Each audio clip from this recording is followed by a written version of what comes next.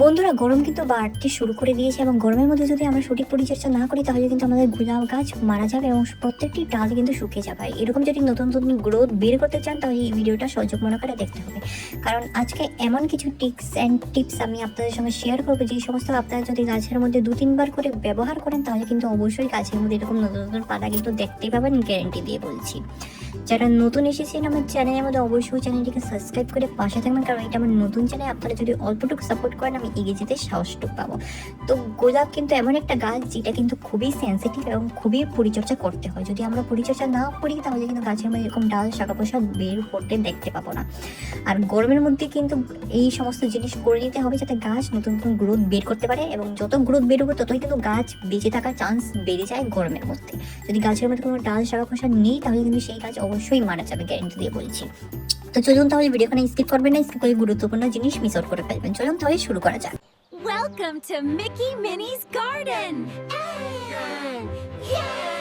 নমস্কার বন্ধুরা, কেমন আছেন সবাই? মিকি মিনিস গার্ডেন্স এর মধ্যে আপনাদের সকলকে স্বাগত জানাচ্ছি। আশা করি সবাই ভালো আছেন। তো বন্ধুরা, আজকে আমার ভিডিওর বিষয়বস্তু হলো গোলাপ গাছের খুবই গুরুত্বপূর্ণ পরিচর্যা, তাও এপ্রিল মাসে।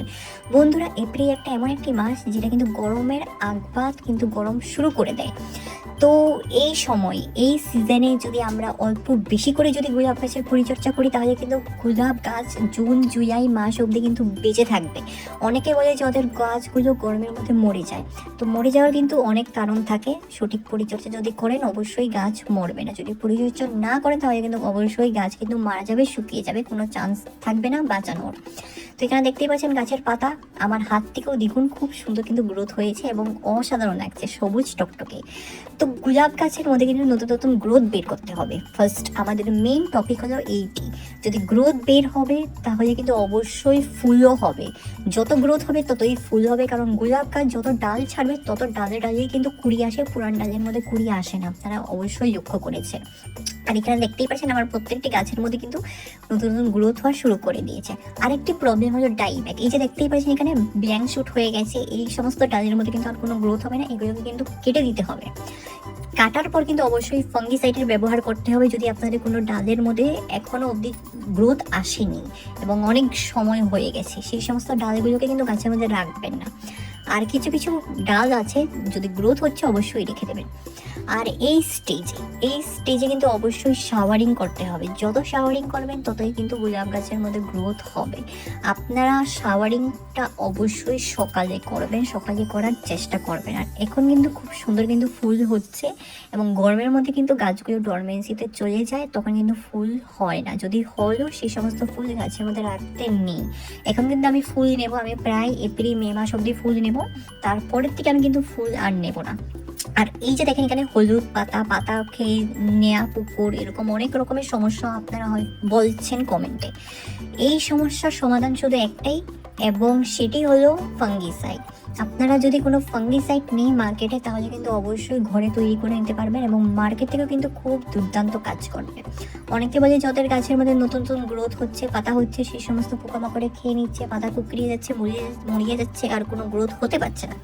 তো এই সমস্যা কিন্তু অনেক কারণের জন্য হয়ে থাকে। যদি আপনাদের গাছের মধ্যে সঠিক পরিচর্যা মানে রোদ্রু না পড়ে, রোদ পড়তে হবে। গোলাপ গাছ কিন্তু রোদ লাভার, এবং গরমের মধ্যে কিন্তু রোদটা লাগাবেন না, এবং মের মাসে কিন্তু গাছের মধ্যে গ্রিন নেট দিয়ে রাখবেন, রোদ লাগাবেন না। যদি রোদ লাগান তাহলে কিন্তু অবশ্যই গাছ কিন্তু মরে যাবে, ডালের শাখা পোশাক।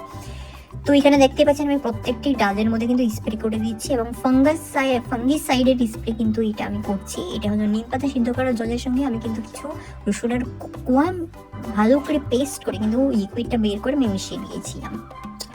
রসুনের মধ্যে কিন্তু সালফার থাকে, পোকামাকড়কে কিন্তু খুব দূর দূর করে তাড়িয়ে দেয়। সেই সমস্ত পোকামাকড় কিন্তু গাছের আশেপাশে কিন্তু আসবেই না, গ্যারেন্টি দিয়ে বলছি। আপনারা এই টোটকা অবশ্যই ফলো করবেন এবং সকালে চেষ্টা করবেন ঠান্ডা জলে স্প্রে করার। গোলাপ গাছ কিন্তু ঠান্ডা জলে স্প্রে করতে এবং খেতে খুব ভালোবাসে শাওয়ারিং। আর যদি বৃষ্টি আসে তাহলে তো অপূর্ব অসাধারণ, গাছের গ্রোথ অবশ্যই দ্বিগুণ হবে। এবং এই স্টেজে দেখেন এটা কিন্তু পলি ব্যাগে লাগানো গাছগুলো, এই জমি আগাছাগুলো যদি থাকে এগুলোকে কিন্তু তুলে নিতে হবে। এখন কিন্তু আমরা মালচিং করবো না, যখনই মে মাস থেকে কিন্তু আমরা মালচিং করবো এবং মাটির উপরে কিন্তু ধান, শুকনো পাতা এই সমস্ত আমরা কিন্তু রেখে দেবো, যাতে মাটিগুলো রৌদ্রুর তাপে গরম না হয়ে যায়। তো তো এটাকে কিন্তু প্রোটেকশন হিসেবে আমরা ব্যবহার করবো মালচিংটাকে। তো দেখতেই পাচ্ছেন এখানে অনেক বড়, এটা কম করেও 20 ইঞ্চি হবে।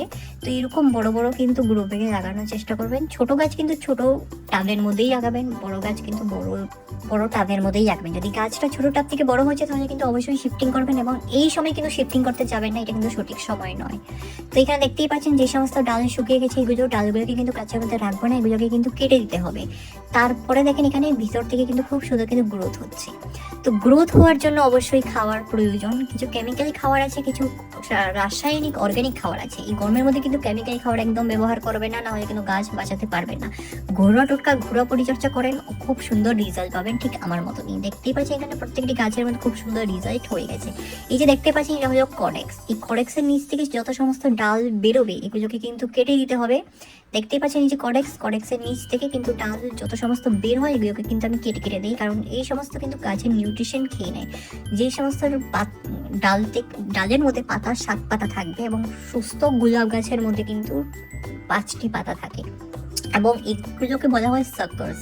তো কডেক্সের নিচে ডালগুলোর মধ্যে কিন্তু কাঁটায় ভরা থাকে, ভর্তি থাকে, এবং 7 পাতা থাকে। এগুলোকে কিন্তু খুব শিগগিরই কেটে দেবেন, এবং এগুলো কিন্তু বর্ষার সিজনে কিন্তু হয়ে থাকে। আর এখানে দেখেন খুব সুন্দর কিন্তু গ্রোথ হচ্ছে, লাল টকটকে পাতাও কিন্তু বের হওয়া শুরু করে দিয়েছে। তো এই হলো সেই জিনিসটি, এটা হলো বাটার মিল্ক। আপনারা দই ভালো করে ছাঁচটা কিন্তু বের করে কিন্তু সেটার মধ্যে অল্প পরিমাণ মতন জল দিয়ে কিন্তু গাছের মধ্যে ব্যবহার করবেন, খুব সুন্দর মারাত্মক রেজাল্ট পাবেন। এবং এই জিনিসটা যদি আপনারা শাওয়ারিংও করেন তাহলে অপূর্ব অসাধারণ রেজাল্ট পাবেন, সেটা আপনারা বিশ্বাস করবেন না যত সময় অবধি আপনারা এই জিনিসগুলো ব্যবহার না করেন। মাটিটা কিন্তু শুকনো হওয়ার পরে কিন্তু এটা দেবেন। দেখতেই পাচ্ছেন এখানে মাটি শুকনো হয়ে গেছে, ঠিক এই স্টেজে কিন্তু আমি এই খাবারটি গাছের মধ্যে দেবো। শুকনো মাটির মধ্যে দেবেন না, এবং চেষ্টা করবেন মাটিটা শুকিয়ে যাওয়ার। এবং প্রত্যেকটি গাছের মধ্যে জল তখনই দেবেন যখন মাটি উপর থেকে শুকিয়ে যাবে, ময়েস্ট রাখবেন না, নাহলে কিন্তু শেকড় পচে যাবে, শেকড় নষ্ট হয়ে যাবে। কারণ গরম সিজনের মধ্যে কিন্তু অবশ্যই মাটি শুকিয়ে যায়, অন্তরে অন্তরে কিন্তু জল দেওয়ার চেষ্টাটুক করবেন। দেখতেই পাচ্ছি এখানে দিয়ে দিয়েছি, আর এইটি দেওয়ার পরেই কিন্তু আমি আমার গাছের মধ্যে খুব সুন্দর ফ্লাওয়ারিং পাচ্ছি, এবং ফ্লাওয়ারের গ্রোথও আপনারা দেখেন। আর একটা ডাল থেকে দেখতেই পাচ্ছেন এখানে 4 ব্রাঞ্চেস বেরিয়ে, 4 দিক থেকে কম করেও 12-13খানা ব্রাঞ্চেস বেরিয়ে প্রত্যেকটি ব্রাঞ্চেসে কিন্তু কুড়িও আসা শুরু করে দিয়েছে। তো যদি আপনারা নতুন এসেছেন আমার চ্যানেলের মধ্যে বন্ধুরা, অবশ্যই আপনারা আপনাদের প্রিয় গার্ডেনিং ফ্রেন্ডসের সঙ্গে ভিডিওখানে শেয়ার করবেন, যাতে সবাই জানতে পারে এই ঘরোয়া টোটকার বিষয়ে। আর অবশ্যই আমার চ্যানেলকে সাপোর্ট করবেন, সাবস্ক্রাইব করে দেবেন এরকম ঘরোয়া টোটকা জানার জন্য। আর একটা সিক্রেট জিনিস আমি বলছি, যারা শেষ অবধি ভিডিওখানে দেখেছেন, অবশ্যই গাছের মধ্যে কিন্তু অ্যালোভেরার জলের স্প্রে করবেন, কম করেও 3-4 দিন করবেন। তারপরে দেখবেন আপনাদের গাছের মধ্যে কি করে ডাল শাখা পোষা না বের হয়। তো পরবর্তী একটা নতুন ভিডিও নিয়ে আবার নতুন এরকম টিপস অ্যান্ড ট্রিক্স নিয়ে খুব শীঘ্রই আসবে। সবাই ভালো থাকবেন, সুস্থ থাকবেন, ধন্যবাদ।